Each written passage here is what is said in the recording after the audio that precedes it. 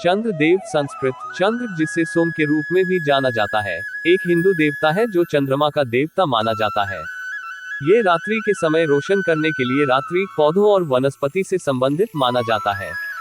ब्रह्मा का चंद्र रूप लेने का मूल उद्देश्य था कि रात्रि काल में पाप न हो। इन्हें नवग्रह हिंदू धर्म में 9 ग्रह और द्विपाल दिशाओं के पालक में से एक माना जाता है। एक पुराणों के अनुसार इनके पिता का नाम महर्षि अत्रि और माता का नाम देवी अनुसुया था। चंद्रदेव का विवाह दक्ष प्रजापति और वीरणी की 60 में से 27 कन्याओं के साथ हुआ था और इन्हीं कन्याओं को 27 नक्षत्र भी कहा गया है। इन कन्याओं में चंद्र रोहिणी से सर्वाधिक प्रेम करते थे। चंद्रदेव का विवाह ब्रह्मा के पुत्र प्रजापति दक्ष और उनकी पत्नी वीरणी की 27 पुत्रियों से हुआ था। चंद्र इनमें से रोहिणी से अधिक प्रेम करते थे।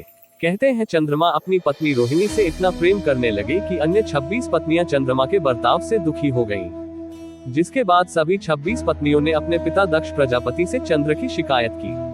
बेटियों के दुख से क्रोधित दक्ष ने चंद्रमा को श्राप दे डाला। दक्ष के श्राप के बाद चंद्रमा क्षय रोग के शिकार हो गए। श्राप से ग्रसित होकर चंद्रमा का तेज क्षीण पड़ने लगा। इससे पृथ्वी की वनस्पतियों पर भी बुरा असर पड़ने लगा। में वर्णित एक कथा के अनुसार एक बार भगवान शिव और माता पार्वती ने सभी देवताओं को भोजन पर आमंत्रित किया था। भोजन करने के पश्चात चंद्रदेव आकाश में स्थित हो गए और गणेश जी मूषक पर बैठकर टहलने निकल पड़े। गणेश जी की शारीरिक रचना देखकर चंद्रदेव मन ही मन में हंसने लगे।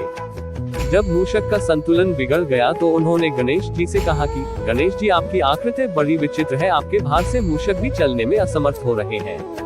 आपके हाथ पांव तो खम्भ जैसे हैं, विशालकाय हाथी का सिर है और आपका पेट तो ऐसा प्रतीत होता है जैसे अन्न का पूरा भंडार हो।